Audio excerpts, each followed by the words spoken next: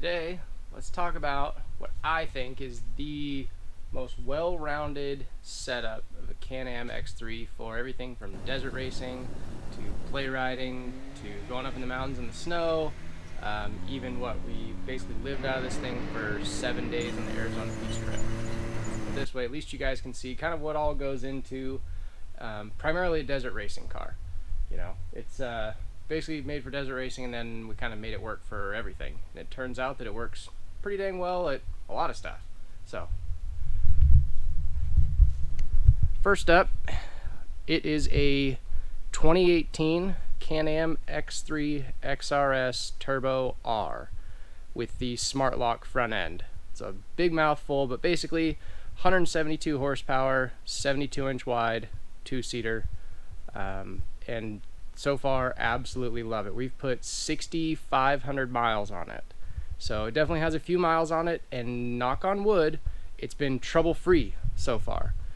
The modifications started out slow as typical usual and has rapidly spiraled out of control to where now, getting ready for the 2024 race season, right there in that box that you see there is a fire suppression system. You can barely see it, but hiding right behind it is an oil cooler. You know, really starting to kind of go more down that dedicated race car path. So this car, I'll start off by also saying this is not, I don't believe this is legal for best in the desert. And the reason being is the door bars that it has, or should I say doesn't have. I don't think this would pass tech for best in the desert, because I think we need a horizontal bar, you know, like that. But for other sanctioning bodies, you know, kind of, I would say like the next step down from best in the desert and score, this is basically exactly how it is when we run it. Oh, window nets. This is where the window nets stay basically year round, you know, when we're not racing, and then they get clipped up. But otherwise, this is basically how it is for desert racing as well. So let's start here at the front. So up front, rules require a bumper that has to stick out 2 inches from the front of the tires. So as you can see there, we definitely have more than 2 inches, but it works. Also have 4 Baja Design Squadron Pros. These are all ambers, they're covered up. The ones on the roof are all clears, but the ambers are amazing in the dust. They are insanely good, and actually they're really good in the snow too. So like I said, we take this thing on such a wide variety of riding, it is absolutely wild. So Winch is a super UTV. Actually, it's their Black Series. It's a 4,500 pound winch, and it rides up front there all day, every day, 24/7, 365. It never comes out. For racing, we still run it just because, well, it'd be way too much of a pain in the butt to try to get it out all the time. Also running the SuperATV front Gusset kit and their shock tower brace. Everybody always says, oh, SuperATV is complete garbage, it's, you know, whatever, it's cheap, blah, blah, blah. Yep, it's cheap, and it's still made of, you know, 3/16 steel, which is a heck of a lot better than the tin that's on here.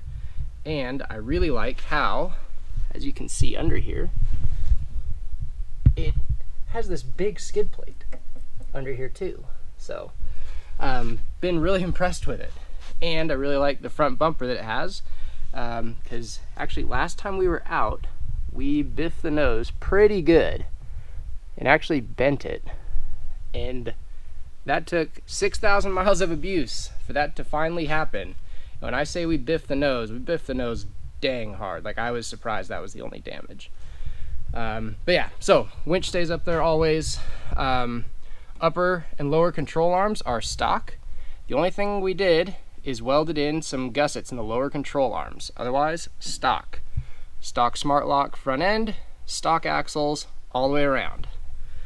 Upper and lower ball joints, the stock ones obviously wore out.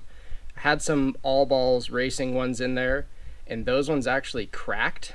I don't know if you guys remember or not, but in one of the other videos, of the race prep, you could see like the top ball joint on one side was cracking. So now these are Kryptonite ball joints. Stock knuckles. A lot of guys run like ZRP billet knuckles, which are super fancy and nice, and they're also really expensive. So for right now, stock knuckles. But we are running the Wilwood Racing Big Brake Kit. I gotta say, this brake kit is fantastic. Basically 12-inch diameter rotor and 6 piston calipers, and let me tell you what, she's got a lot of whoa. So now moving on to the steering here. Steering is the Shock Therapy billet race rack, which has been fantastic. Actually, speaking of that, I do need to pull that thing out and go through it, just, you know, re-grease it and stuff like that. Also, Shock Therapy, their billet tie rods, and don't know if you can see that in there, but also have their bump steer delete kit too. So the Shock Therapy steering rack plus the bump steer delete kit, we have dialed the bump steer into this now to where it is less than a 1/16 of an inch. It is awesome. So Shock Therapy limit straps all the way around, springs, Shock Therapy springs all the way around, and actually MTS valving. Kind of different, but that's what ended up happening, just because I didn't want to send the shocks out just because shipping was going to be so much money, and I don't trust UPS or FedEx to not lose them. So this was just easier because I could have it done locally. Also, Shock Therapy adjustable front and rear sway bars, and their sway bar end links that go with them. Oh, one other thing that I should add is in both upper and lower control arms are CT Raceworx bushings, which have been awesome. You know, factory ones just wore out. It's not something that I would say has to be upgraded right away, but ours just wore out, so that's what we ended up putting in there. Also, the upper and lower shock, oh my gosh, bearings are CT Raceworx ones as well, which have been awesome. What else do we have going on here in the front? So, oh, the siren that we run is actually just a little 30-watt siren, just off Amazon. It actually is surprisingly loud, and it works really well so far. For something that's not, I don't think, supposed to be waterproof, it's been abused a lot, and I pretty much just spray it down like the rest of it with the pressure washer, and so far so good. So also, this does have the street legal kit on it. You can see one of the little marker lights right there. That is mainly so that we can run down the road and stuff like that.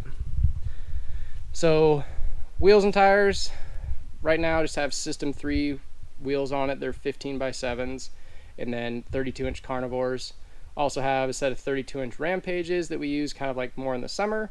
And then for the racing, we run a 32-inch BFG KM3 on a set of Method beadlock wheels as well. So the BFGs are definitely a lot heavier than like these System 3s, or sorry, than these Carnivores are, but the sidewalls are also way thicker, so they hold up a lot better for the racing, I think. I have yet to have any issues with the Carnivores or with the Rampages. It's just I want to make sure that I don't have an issue.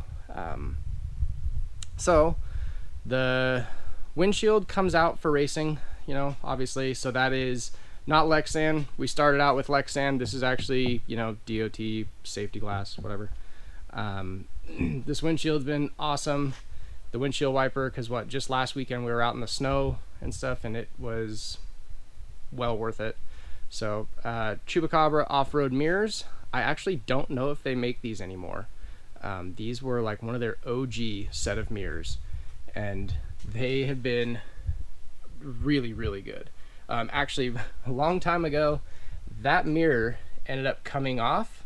I left these adjustment screws right here. I left them too loose on that side, and we actually ended up losing that mirror. We were ripping down a logging road, and we lost that mirror, and we ended up running it over, and it's been totally fine. So as you can see from when we ran it over, right, like it definitely got chewed up, you know, and there's definitely some scratches on it and stuff like that. But like I said, totally fine. Ran it over on a logging road going whatever 50-60 miles an hour, and it's been fine. So well worth it. The light bar, all Baja Designs Squadron XL Pros. The 3 center ones are spots, the 2 outer ones on each side are their driving combo beams. The light bar does come off for racing. The roof rack actually just is held in with these eye bolts right here, and it bolts in through the exact place where the roof normally just bolts in through. And we put some foam under here, that way it doesn't scratch the roof and stuff and doesn't rattle. But the roof rack comes off for racing obviously, but otherwise it stays on there. We put that on there for the Arizona Peace Trail trip because, like I said, we basically lived out of this for a week, and we needed more storage room because, well, this doesn't have a lot of storage. So we'll keep going around the outside of this thing. So in the back, you know, rock blocks, those are absolutely awesome.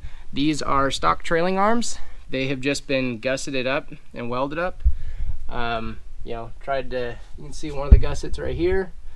And we come around this side, you know, there's normally a big hole right here. That's all been welded up too, and the whole thing has been plated the whole way. These are the original trailing arms that came on it. But one of the things I did is I actually stretched it so that it actually accepts a 2022 rear knuckle. That's just a stock OEM part number, you know, rear knuckle that I made fit on here. Also in the back, running a slightly oversized, you know, brake kit. Not really, mainly just aftermarket rotors. Stock axles, like I said. In the back, we have Shock Therapy, their chromoly radius rods. Those have been absolutely awesome. Running a Dirt Freaks 2022 and newer style pull plate. Basically, it adds these upper and these lower connection points. Also running the CT Raceworx, you know, the bolt conversion kit. That way we can take these out individually and I can replace, you know, one radius rod at a time. We don't have to actually pull this whole thing off. AFX rear bumper, just because, again, needed a rear bumper, and it had to come out 2 inches past the rear tires, which, if you notice, this one doesn't quite do that. So right here on the back, you can see these 2 kind of wear marks because we have a bumper that actually clamps on here and comes out another 3 inches or so and holds our number plate. Because with that rear bumper on there, it will not fit in the toy hauler. So, but yeah. So we have a Joy Designs custom exhaust that is on its way because we need to get rid of that muffler so we can make room for the new fire suppression system and oil cooler that's going to go in there. Otherwise, engine is completely stock, air filter and all, with the exception of a Whalen Speed WS200 tune, mainly because I needed the extra top speed. I don't care about the extra power at all. The extra whatever horsepower, in my opinion, is not going to make a difference in desert racing, but the extra top speed makes a big difference, and the ability to drive with both feet at the same time, because I found that a lot of times, you know, I'd be on the brakes a little bit trying to load the front end and giving it gas, like I said, try to load the front end a little bit, and it would basically just like cut power. So that's why we did that. And then, as you can see, Shock Therapy, adjustable rear sway bar and their end links. Rear shocks also are Shock Therapy springs, MTS valving, like I said before, and CT Raceworx upper and lower shock bearings. So we also did put a set of external lugs right there on the battery that you can see, just to make it easier to jump start, because we've had to do that before out in the middle of the woods. So right now, stock stator still. This has the little baby stator in it of whatever, 650 watts, I think it is. The 850 watt upgrade is on its way, so that should be here soon. Geyser number plates. Had the cage welded up by a local fab shop, as well as these door bars. These door bars were to pass tech inspection for Vora and Yor. Definitely made a big difference. They're kind of a pain in the butt to get in and out, you know, over the top of all the time, because like I said, we use this for play riding as well.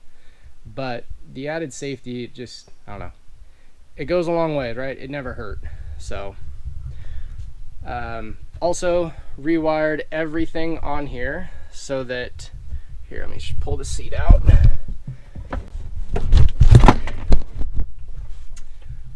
All right, wired everything on here. So every accessory is basically run separately, has its own, you know, individual relays and everything else. You know, so it's totally separate from the Can-Am system. You know, obviously stock seats. I talked to PRP and Simpson both, and I asked them about getting suspension seats because, let's be honest, it'd be way more comfortable over the rough stuff, but they said not to do it. I was basically coming to both of them as a willing customer ready to buy, and they said don't do it because of safety reasons. Basically, when you tighten down your harnesses, it's supposed to like really cinch you in there, and if you're cinching yourself down against a cushion, right, it can't cinch down against it. Like, it's just, you know, trying to tighten on a trampoline basically. So no matter how tight you get them, until you use up all the suspension in the suspension seat, your belts are never actually going to be tight.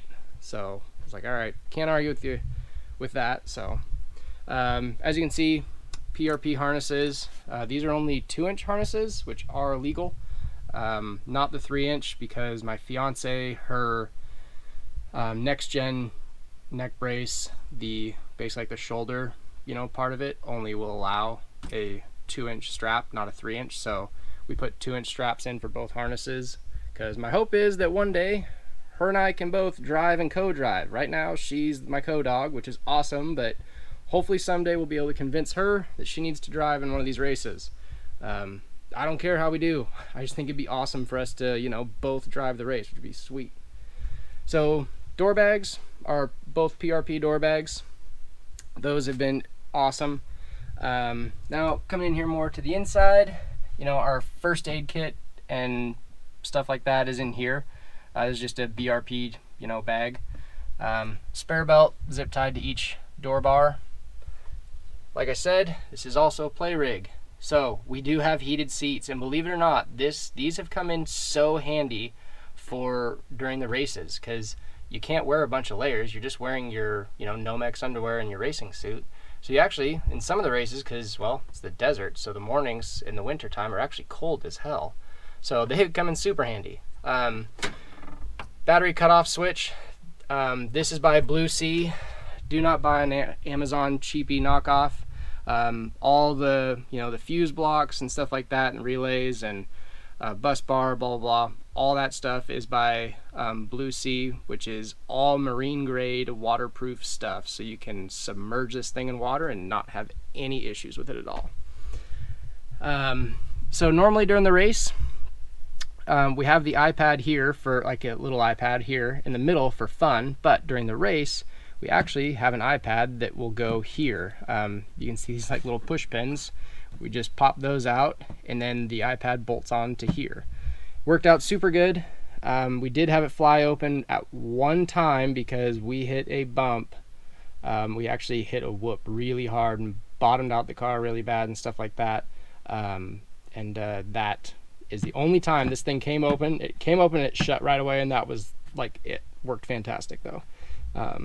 Did install a USB charger right there, just because, as you can see right here, we have a GoPro that's connected up here, and we usually have one that's connected there watching us. So we run the rugged radio, you know, radio and intercom system. This is the predecessor to the new M1, and actually this, I think, is actually now 2 generations old, but all of it still works flawlessly. You know, 0 complaints there. So let's we'll kind of hop over here to the other side now. Now for the driver's side of this thing, ignore the squeak. Like I said, run the Whalen speed tunes, so we have the Dynojet PV3. This is so that I can keep an eye on like engine temps and stuff like that. Have our belt temp gauge, and then also did upgrade to an XRC brake pedal. The XRC has the wide brake pedal. You know, super easy bolt in, you know, regular BRP part number, no big deal, but definitely made it a lot easier. These mirrors are basically totally and completely useless. You can't see anything out of the back of that thing. I mean, I guess if there was like a Mack truck behind you, you could tell. But believe it or not, we end up using them most. You angle them down so you can see your belts when you're trying to, you know, get in and stuff like that. That's what we end up using them for the most. Also, like I said, because this is a play car, Kemimoto, you know, the Amazon cheapy specials, right? These are, you know, just little dome lights, and they work great. Have one on each side. Definitely can't recommend those enough. Same thing with the Kemimoto little door struts. Those things have been fantastic, and their door handles gets rid of the you know, garbage Can-Am pull tether thing. So what else we got in here? Rules state you have to have a 2.5 pound fire extinguisher accessible from the inside of the cab. So that is right there.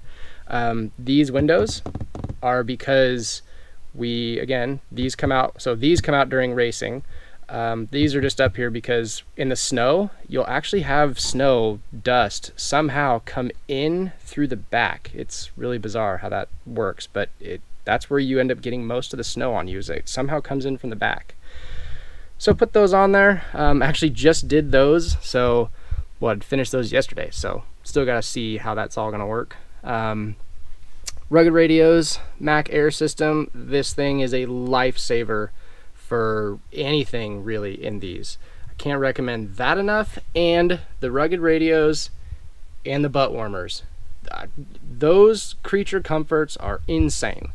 So we actually mounted this up here with a little bit of strapping from Lowe's and 2 zip ties. This was just a test, and it worked out super good. So now, one of the things that you guys will see eventually is we're going to actually mount these up here for real. These are just homemade DIY, you know, magnetic plugs, just to keep, you know, FOD out of those whenever I'm washing it and stuff like that. Also, as you can see, got some zip ties holding these hoses up. Again, that's another thing that's going to get fixed here shortly, in prep for the new season. One thing to be aware of, if you guys are planning on racing your X3, I learned this lesson almost the hard way. Dumb luck, I was able to work around it. So you need to have 3 inches of clearance between the top of your helmet and like basically this bar, because this bar, normally my seat's a little bit way farther forward. So I had to run my seat all the way down the lowest setting, and I had to put these 1.5 inch spacers under my belts to drop my belts down, because the belt angle needed to be changed in order to, you know, basically meet PRP's specs. I don't really think Tech Inspection would have noticed that or stopped me for it, but, you know, racing, I don't screw around with safety. That's a big thing for me. So definitely make sure you do it right. This is actually it's just a Ziploc bag covering an air compressor air chuck. I'll show you why here in just a minute. These are Deutsch connectors that run up to the lights up on the roof and to our chase bar. All the wiring I did in this thing is all done with Deutsch connectors. So as you can see, Nylite chase bar. I'm a huge Baja Designs fan, and I've had that chase bar for, my gosh, I think that was one of the first things we bought from this. You know when you're scrolling through Instagram late at night and you see those ads come up? Well, that was what that was, and it got me. I ended up ordering it that night. It was like 2 a.m., couldn't sleep. So that has been on there for 4 years and has worked flawlessly. So whenever it dies, you know, I'll replace it with Baja Designs, but until then, it ain't broke, so don't fix it. An AGM electric jack, I cannot say enough how awesome this jack is. Runs off a DeWalt 20 volt battery because I use DeWalt tools. So we normally have a DeWalt impact that sits under the seats. That thing is awesome. The main reason I bought it was because our first race, I was super nervous that I would end up like getting, way too antsy, and that I'd come into a corner too hot, overbake it, and I'd flop this thing like 5 miles in. Nothing would make me more frustrated than paying all that time and money to get down to a race and then running out of talent like right away. So with that, it can actually self-recover. If the vehicle's flopped, you can see it on their website of how you can roll this thing back over. So that's what I originally bought it for, obviously for changing tires and stuff like that, and that's what we've used it for, the most. But that thing is super nice. Love that thing. So another thing back here, you're supposed to have another 2.5 pound fire extinguisher on the exterior of the vehicle. That is what that is. S&B particle separator, and this is my redneck spare tire mount. Spare tire front sits up here, right? The back of it sits back here. You can see where the wear marks are of exactly where it sits. Have an X brace, hooks up there, and then it hooks up right here on the outsides of these 2 horns, and holds that spare tire down super good. So that is another one of the things that we're going to be fixing for 2024 season. Not everything you guys do has to be super high dollar, right? It just has to be safe. This is just bolted down super good, moving the whole vehicle, do whatever it takes to get out there and just have fun. That's what this whole sport is about. We just need more people to just come out and just have a good time. We don't go out and try to win. We just go out and try to have fun. And guess what? You end up winning along the way. So it's well worth it. So the other thing that is for rules, safety-wise, is you have to have one of these little fireball thingies. Those don't work for shit. Tried throwing it into a fire, just like a campfire, and didn't even put it out. So bought another one, and then that is what talked me into buying the fire suppression system, because I was like, that's not going to do anything. It just made a loud bang and threw fire retardant everywhere, but didn't actually put anything out. So that's, yeah. So KWI clutching, have their Groovix and stuff like that. Also Kamimoto pin kit. Again, that's not really hard to mess up, right? All it is some steel studs and some pins. So don't go and spend a ton of money on simple stuff like that. So the other thing that is always on here is, you can see it right there, that's a CO2 bottle. There's one on each side, and that is so that we can air up tires on the trail, because again, we go out in the snow, and so sometimes we'll be aired down to, last time we had to air down to 2 psi in order to get out, because the snow was so deep and powdery. That aired up all four back up to 20 psi on mine, and did Garrett's as well. So, and that tank still is not even empty, and I have yet to even crack into the tank that's mounted on this side. So so as you can see, this is basically the configuration that it is always in. There's a little bit of tweaking that will happen, like the number plates, those are always on there. They're a pain in the butt to get on and off, so they just stay on. Roof rack obviously comes off, like I said, like we do little stuff like have to add in like the window nets, just put those back on and stuff like that. But otherwise, this is basically how it stays all the time. Here's most of the stuff that goes under the seats. So this tool roll, huge thanks to Shock Therapy for that recommendation. That tool roll will sit on the back next to the spare tire. We have 2 of these PRP under seat bags that hold a lot of our stuff. Those will go under both seats. We have a winch extension line, that's a kinetic toe strap, and then we have I got 4 soft shackles, and then we have 1 snatch block that will also go under there, and then also a tree saver. So obviously that stuff pretty much all goes with us racing as well. Like, I don't change any of that. This thing has been super bulletproof so far, and I think part of the reason why is because we take such good care of it. And when we go out in the mountains, which is dang near every weekend with it, Our average trip is 100 miles. So at any given point, we're 50 miles away from the truck. And if you're 50 miles away from the truck, you're not hiking out in a day. It's not gonna happen, at least not for this guy. Maybe somebody out there, but not this guy. So that's why I really go through this thing almost every week and make sure that everything is as dialed as possible, because I don't want to be hiking out of the freaking woods, and I sure as hell don't want to be stuck out in the woods with some bear and wolf and shit like that. This guy ain't gonna make it. So always go through stuff, make sure it runs really good and everything else. Always just stay up on maintenance and stuff, and the Can-Am will be bulletproof for you. So as you can see, this is a very well-rounded rig, and it's been through a whole heck of a lot. And coming up in 2024, we got nothing but more fun planned for it. So when we bought this thing, my goal was to wear it out, and so far we're not even close. We still, like, I'm hoping by the end of this year we're at 6,500 miles right now. My goal for the end of this year is 10,000. I really don't think that's going to happen. I think we'll get to like 91, 9,300, somewhere in there, but we'll see. So I got 4 races planned this year. Hopefully we'll do more, but otherwise we also have another week-long trip in Moab that we're planning, that should be pretty fun. So hopefully you guys learned something today. It's the UTV racing in the desert is super fun. Everybody there is super willing to help. They're all great people. If you have a question and you're a newbie, just ask them. They're happy to help. Just be like, hey, I don't know what I'm doing. This is my first race here. That's literally what we did. I've raced motocross for years, never raced a UTV.